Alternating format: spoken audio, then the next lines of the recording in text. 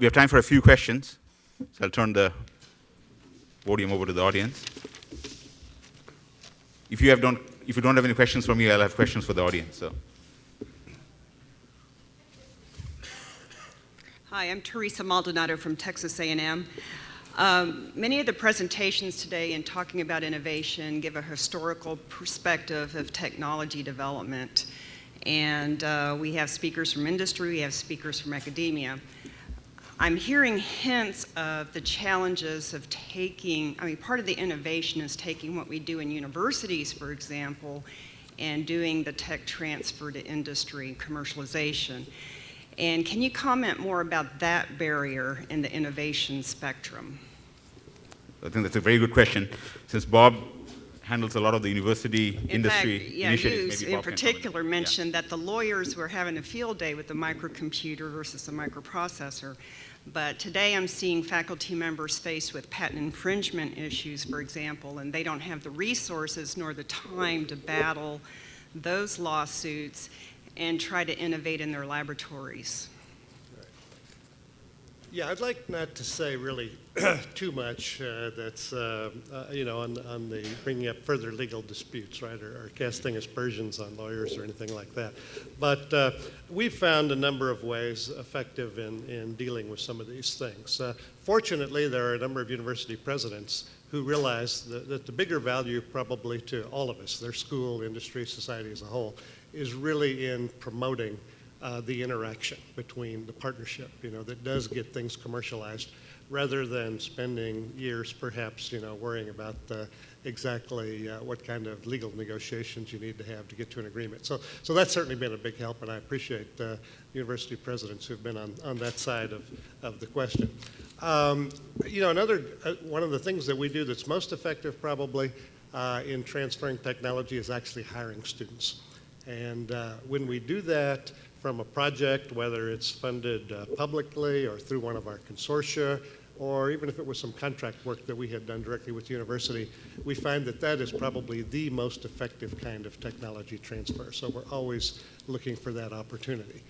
And I think the other thing I'll mention is just that in the consortium environment, we've handled the legal problem pretty much by saying, okay, we're going to do things according to a model that we've developed in the Semiconductor Research Corporation, which basically says we will fund research where we're not going to be blocked from having free access to the IP within the consortium members.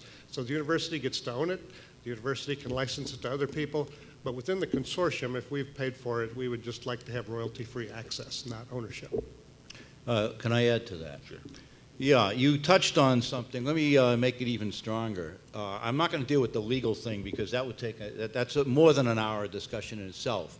But I do tech transfer by every one of my PhD students spends every summer in industry until he or she gets to the point where they're writing the dissertation and they need to stay home and actually get the writing done. But if it takes like 6 years to get a PhD, the first 5 of those years are spent in internships in industry. It's not a summer job. I get them the job and I talk to their managers, and the tech transfer just happens essentially automatically. And that's been going on now for the last 30 years. When I came up with the branch predictor, in fact, I was still at Michigan, and what Intel did is hired the PhD student who was working with me on the branch predictor, and he went to Intel for the summer, and the first chip that came out of the industry was the Pentium Pro chip out of Intel that used our branch predictor. Now they all do. The point is that, and I can point to things from the last 25 years where the transfer has happened in a natural way because the students are spending the internships in the companies, and then after graduation they get hired. Thank you, Yale. Jim, you had a question? Yeah, more of a comment in that it gets to this point, the comment that students are going back, that we've been the recipients of many students from China and India that have really blessed our country. And I think that as I'm serving on a Department of Commerce committee, we've addressed this idea of deemed export control and what companies have to go through in order to get approval to be able to hire an individual.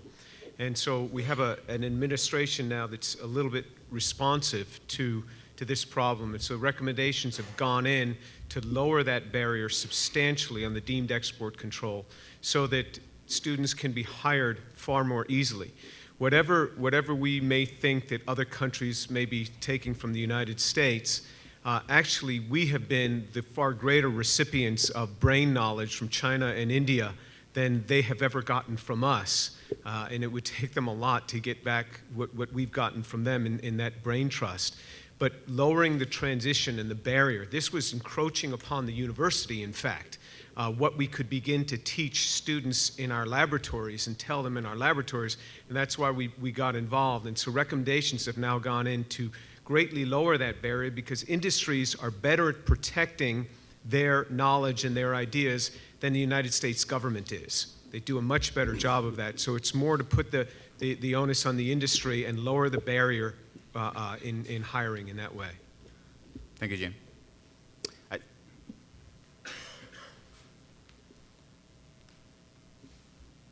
Sanjay, thank you very much for a good panel. I'd like to put some different thoughts in this process in here. I'm Paul Chatterjee. I used to be in the semiconductor industry. I'm all over the place right now.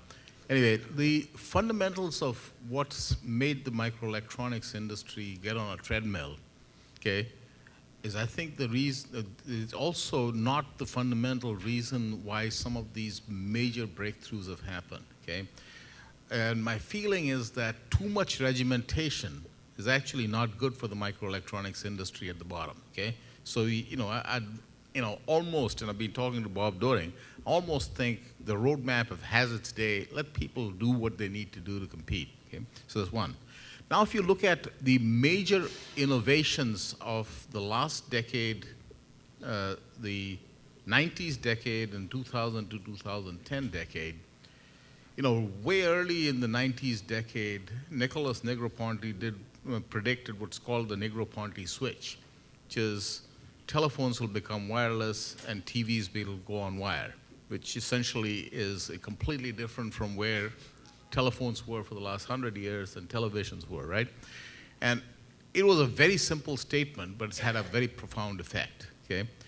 Now, the other thing that has actually been at the host of actually making an extremely different world is the rise of the internet, and you pointed some of that out. Again, product innovation, if you see this last decade, the biggest innovation haven't come from the institutions that have been on the treadmill, okay? I mean, people predicted the demise of Apple. A lot of people did. But, the iPhone completely redid the thinking of a cell phone industry that was actually thinking that they're going very well. They had their semi-log curves and they were doing things, and it was completely changed. The iPad, I think, is going to be completely destroying the PC industry in terms of its ability to change the way we work, okay? So, point I'm making is that innovation, it really requires a certain amount of, non-linear, non-traditional thinking, okay? So we need to be able to think about how to create more Steve Jobs, okay? How to create the kind of thinking that just doesn't, get bounded by, here's my semi-log curve, okay? And somehow the silicon industry, that's got too much into this one-dimensional, thinking, and I think we need to, figure out how to get them out of it. This other point I'd like to make is, geopolitical boundaries are not really relevant anymore in the internet age. Okay, if you look at The World is Flat book, I think everybody's read the book. Most of the more brilliant innovations are coming out of a phenomena called co-creation of innovation, okay? I mean, think about Linux coming up and starting to really hammer on Microsoft. Linux was not a major, massive investment by one group, okay? It was basically tens of thousands of people building on each other. Wikipedia, huge knowledge repository, okay? So I think that, somehow people who can actually take a lead in using this, networked society to bring more people into their field of innovation will actually succeed faster than those who wait for some government grants to come in and all of the normal ways of doing things. So I'd challenge the people here to say, look, how do you get 50,000 people working on your problem without being paid? That's the challenge. And if you believe that in the world of internet today, you can have it, make it happen, and those who are making it happen are actually going to be the Googles and Apples of next year. Thank you. And points very well taken. I think in some sense nanoelectronics is sort of the democratization of microelectronics. I think it'll be more mom and pop operations which come up with the breakthroughs. Any other questions? I see Bill Spencer in the audience. Would you care to make a few comments about how to bring manufacturing, semiconductor manufacturing back to the US?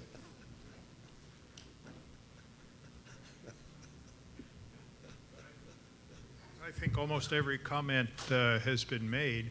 I think one of the things that Texas led in was cooperation in not only manufacturing but in innovation through MCC and through Semitech that was here. That idea, that model's been picked up all over the world. And that's pretty much the way things are done. The Southwest Institute that I just heard about builds on that model with government and private funding. And the point, of course, was that Texas started that, but it then spread all over the world. The members of Semitech now come from Korea, Japan, Europe, Taiwan, as well as the companies here. And we found that they could work together, share ideas in a pre-competitive way, and still compete in the market. Thank you, Bill. I think I'd like to thank my panelists once again, and we'll reconvene at 3:15. Thank you.